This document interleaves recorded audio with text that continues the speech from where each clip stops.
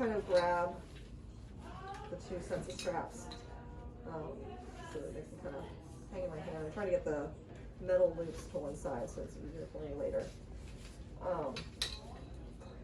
And then I'll flip this guy up and have the person just raise their arms. Kind of give them a heads up on what this whole thing's about ahead of time. And I make sure that the straps are wide enough so if it's a heavier person, I've already gotten them long enough. I'm not trying to sit here and adjust it at the time. And I'll kind of tighten, snug one up just enough that it'll stay there. And then we'll fix it on the table later. Second set, I'm going to pull the straps down, tip it up, whip it around the person's back, and then have them put their arms through. Oh, sorry guys. Oh. Oh, yeah.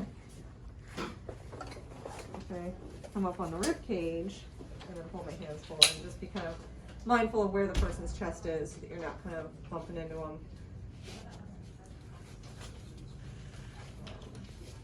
So the way I kind of pull these latches, I'll take my third and fourth fingers, pull it out, snap it, a little bit, okay? And then I'll make sure that these metal clips are in the front so they don't get lost. The same thing here, okay? So then I'll kind of gather these, have the patient walk down, and then we'll slide this table so that it's touching. So you have to do right to release, smush it in, okay, and then left to lock, okay? Then you sit down on the edge, so you usually have them sit to the edge of this little cutout. There you go, and then you can lie down on your back. Okay. And since I'm holding these straps, that keeps them from getting caught in the table and stuff like that. Watch these little levers here, because I will sometimes bang my thigh on those. And then I'm going to have the person put up their legs. Have them do just kind of one leg at a time. There you go. This is the reason they're on here is usually they've got some sort of back problems. So you want them to be kind of careful with how they're moving. And you want this to kind of get into a position so that the legs are parallel with the tables. So they're not like tipped up like that, where the bench is tipping forward and their knees are kind of bent. You just want it to be so that they're able to stay flat and relaxed. Okay? Then you sort of just pull out these clips on both sides. Okay? And then you can grab your metal spreader bar. One here. One here.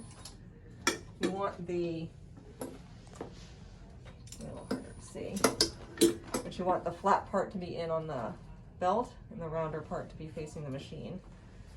Okay, it will usually pull itself into that configuration if needed. You take the slack out of the rope by touching the machine and turn it back on, and using the rope release to sort of pull up the slack. Okay, coming back up to the top of the patient, you're going to take the two straps here, pull them down to the ends, kind of just untwist it to make sure that they're flat, and kind of just fix your hair here. There you go. And then these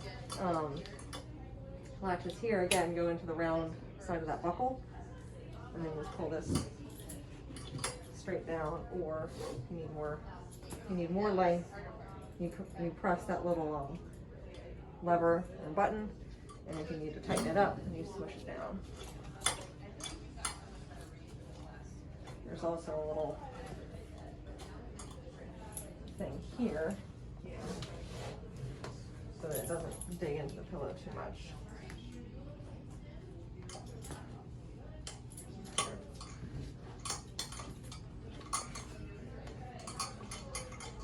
This is not a good example of how to do this, but this is not actually tightening up the way it's supposed to, so I have to figure that out.